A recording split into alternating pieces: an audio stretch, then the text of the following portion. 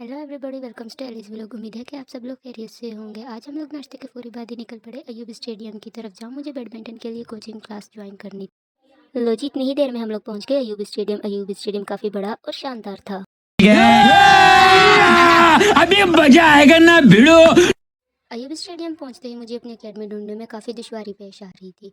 इतनी देर में हमने कुछ लोगों से पूछताछ भाई ने कुछ लोगों से पूछताछ करने के बाद दरियाफ्त किया कि कुछ ही फासले पर थी मेरी बैडमिंटन की अकेडमी। लो जी, हम लोग जैसे ही अकेडमी में पहुंचे तो अकेडमी का माहौल देखकर मेरा तो दिल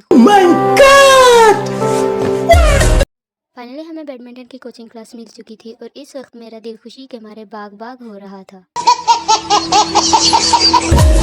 लो जी, ये था अकेडमी का अंदरूनी मंजर, जो कि बहुत ही ज़्यादा खूबसूरत था। मैं अपने घर और ख़ानदान की वो वाहिद लड़की थी जो पहली दफ़ा किसी स्पोर्ट का हिस्सा बनने जा रही थी, और ये बात मेरे भाई से फ़ख्र थी। शाबाश बेटा, बहुत बढ़िया मुन्ना। लो जी, अकेडमी वगैरह देखकर हम फारिग होने के बाद निकल पड़े बाजार की तरफ। चर्च के कुछ इवेंट के लिए हमारी बाजी को चाहिए थी कुछ चीज़ें। 8 दुकानें घूमने के बाद आखिर को हमारी बाजी को नेट मिल ही गई। कौन है ये लोग? कहाँ से आते हैं ये? मैं अपनी ज़िंदगी के 20 साल के तजुर्बे में आज तक इतना नहीं घूमी थी जितना आज मुझे बाजी ने घुमा दिया था। क्वेटा के हम हर बाज़ार में गए, शबनम मार्केट, लियाकत मार्केट और काफ़ी सारे मार्केटें घूमने के बाद मुझे ये मालूम हुआ कि वाकई अंदरूनी क्वेटा बहुत ज़्यादा खूबसूरत है। यहाँ हर किस्म की हर चीज़ अवेलेबल थी। क्वेटा का बाज़ार इतना बड़ा था कि हम लोग 1 बजे से घूमना शुरू किया। घूमते घूमते हमें 4 बज गए थे। देखा जाए तो मैं इंजॉय भी बहुत कर रही थी, और दूसरी तरफ देखा जाए तो मैं अपनी लाइफ में फ़र्स्ट टाइम इतना घूमी। इतना घूमने के बाद आखिर को मुझे और बाजी को लगी भूख। भूख भगाने के लिए हमने करीबी दाऊद सेंटर का इंतखाब किया। दाऊद फूड सेंटर पहुंचते ही आप ही ने इंतखाब किया मेन्यू का और 2 चकाचक मैंगो जूस का डन कर दिया ऑर्डर। लो जी, हमारे मैंगो जूस आ चुके थे। मैंगो जूस पीने के बाद सारी थकान उतर गई थी। नाइस।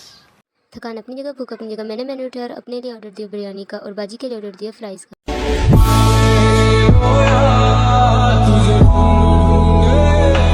अरे इतना ही नहीं, खाना वगैरह खाने के बाद मैं और आपी फिर से निकल पड़ी। हमें अभी डोली के लिए कुछ सामान चाहिए था, जिसका इंतखाब किया आपी ने फूलों वाली दुकान का। काफ़ी ज़्यादा घूमने के बाद आखिर को हम लोग पहुंच गए फूलों वाली दुकान पे। फूलों वाली दुकान पे पहुंचते ही बाजी ने दुकान वाले का भेजा घुमाना शुरू कर दिया। काफ़ी देर भेजा घुमाने के बाद पता चला कि अभी को इस दुकान से फूल चाहिए ही नहीं थे। इसका मतलब ये बनता था कि अभी मुझे और बाजी ने घुमाना है। फूलों के काफ़ी ज़्यादा दुकानें घूमने के बाद आपी को भी अपनी पसंद के फूल नहीं मिले थे। लो आखिर को आपी ने इंतखाब किया सबसे बड़े स्टोर का, जहाँ पर हर किस्म के फूल थे। मैरिज गारमेंट सेंटर पहुँचते ही मेरी नज़र पड़ी इन खूबसूरत से ब्रेसलेट्स पर। ये ब्रेसलेट दिखने में बहुत ज़्यादा खूबसूरत लग रहे थे। एनीवेज, मुझे इनका नाम तो नहीं पता था। खैर, सारा बाज़ार घूमने के बाद और इतनी ज़्यादा शादी की चीज़ें देखने के बाद मेरा दिल तो बाग बाग हो रहा था। मतलब कह सकते हो कि मेरा दिमाग किसी और ही दुनिया अरे कहना क्या चाहते हो? में खो चुका था। स्पेशली इस ब्यूटीफुल सी चादर को देखकर, जो कि दिखने में बहुत ही ज़्यादा दिलकश लग रही थी। कुछ प्लेट्स वगैरह और काफ़ी कुछ था यहाँ शादियों का सामान।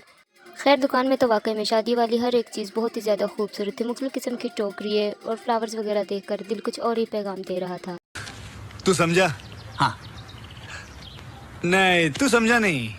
लो जी, सारा बाज़ार घूमने के बाद आखिर को बाजी की सारी ज़रूरत की चीज़ें मिल गई थी। लगातार 5 घंटे घूमने के बाद मुझे अंदाज़ा हो गया कि वाकई लेडीज़ ही होती है। Women.